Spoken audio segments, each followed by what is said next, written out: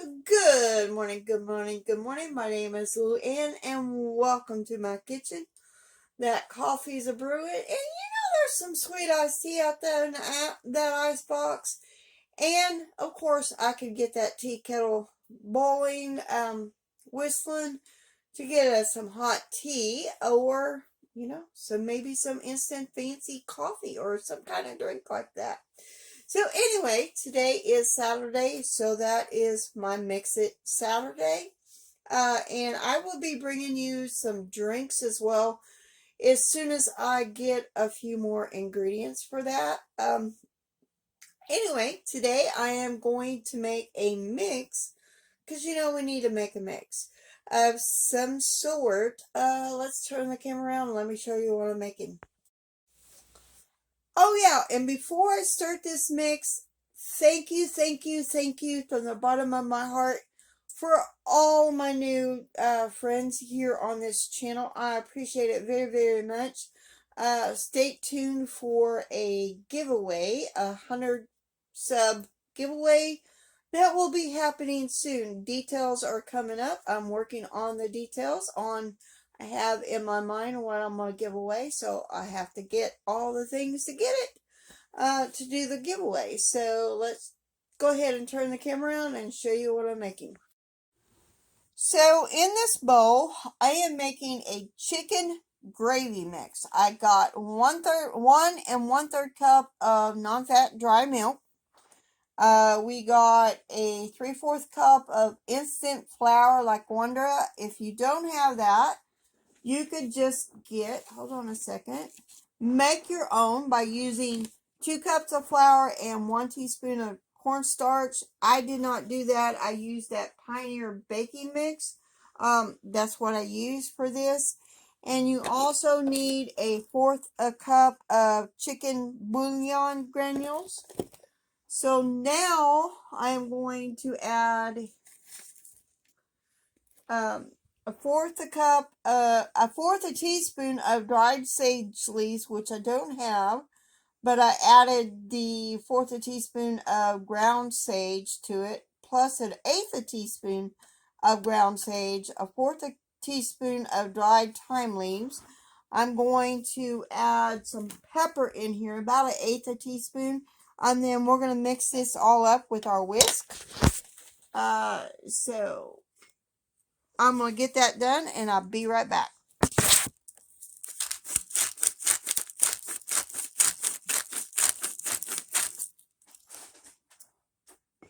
Okay.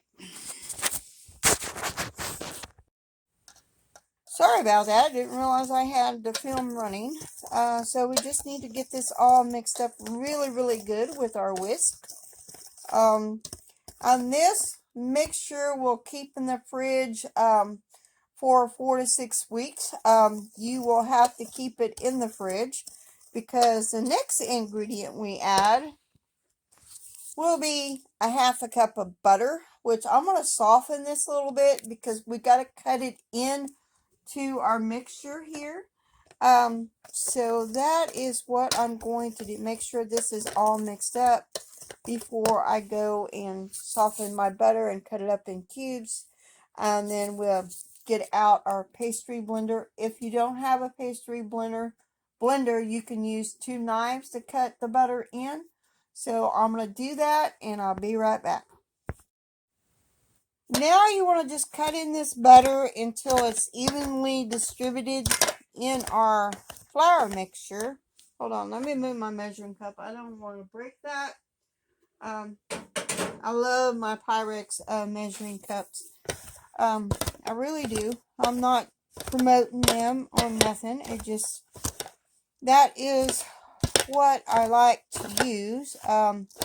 And how I got them is one of our local grocery stores before Walmart came in was having a stamp type thing where you fill up so many little cards, and you fill those cards up, and then you could get measuring cups and these bowls. These are where these bowls came from. But that is how I got my Pyrex measuring cups, which are glass. I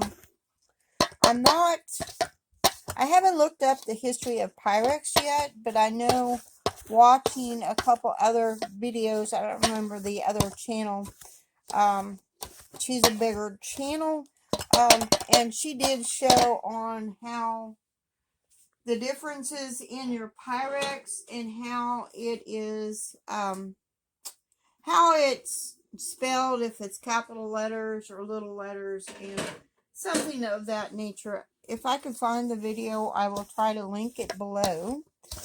And like I said, this mix is from Mary Hunn's Debt-Free Living, and I will try to post that link below. So this is done. It's pretty much, the butter is evenly distributed. Now I just need to put it in a 3-cup container and put it in the fridge. And of course, label the container. Always label the container. And this will be part of our supper tonight, because I'm going to do a back of the package recipe, which this may or may not come before that one. I don't know. Anyway, so I'm going to put this up and I'll be right back to show you how to use it. So, for our biscuits, today, I am going to be using the chicken gravy mix that I made, like I said. And it calls to put 1 cup of cold water in your pan, but I'm going to use chicken broth.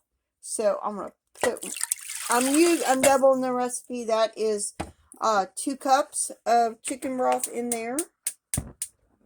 And then if you're only going to do 1 cup, you would only use 1 cup of cold water. I'm going to add a full cup of our chicken gravy mixture, and you got to stir and get this all mixed up until it is smooth and no lumps.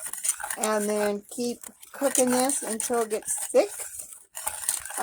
Like I said, I doubled the recipe to make 2 cups of gravy. We'll see how that goes.